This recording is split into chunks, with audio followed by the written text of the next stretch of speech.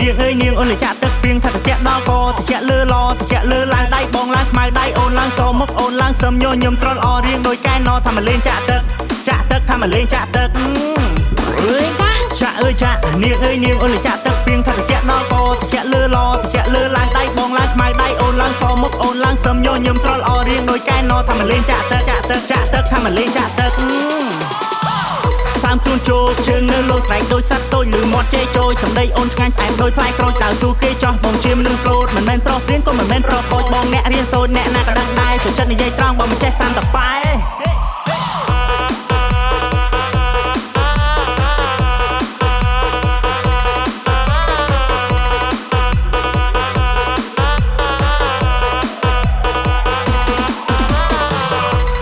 ចាំដូចអិនរនូកែភ្នែកទាំងគូខ្មៅដូចនៅឆ្នៃសំឡេងក៏សែនពីរួមចង់ស្គាល់ឈ្មោះតើបានទេថ្លៃតើអូនអ្នកនៅភូមិណាខ្លួនឃើញភាពដូចមាននិស័យសុខភាពញញឹមសែនស្រស់សែនល្អអស់ទាស់នៅលើលោកត្រីពេលអាបការជិះម៉ូតូដើរលេងគេជះទឹកប៉ាម្សៅស្ដាប់លេងពេលញ៉ាយគ្នាមករអិលដូចព្រេងមុនឆ្នាំមានម្ដងអូនណៃរំលេងទើបជួបគ្នាសុំចាក់ទៅម្ដងចាក់ពីមុខជួបក្តោបឆ្អឹងខ្នងសបាយអស់ដៃទៅកុំឲ្យរំលង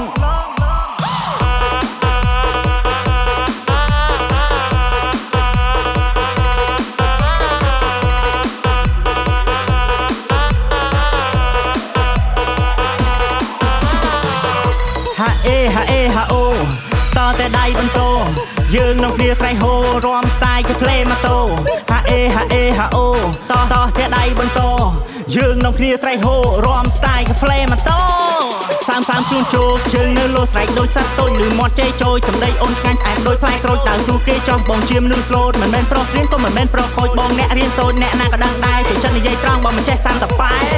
បើមិនចេះសាំតប៉ែពេលអាបការជិះម៉ូតូដើរលេងគេជះទឹកប៉ែម្សៅស្ដាប់លេងពេលញ៉ាយគ្នាមករអិលដូចព្រេងមួយឆ្នាំមានម្ដងអូនណៃរំលេងទើបជួបគ្នាសុំចាក់ទៅម្ដងចាក់ពីមុខជួបក្តោបឆ្អឹងខ្នងសបាយអស់ដៃទៅកុំឲ្យរំលងសបាយអស់ដៃទៅកុំឲ្យរំលងតង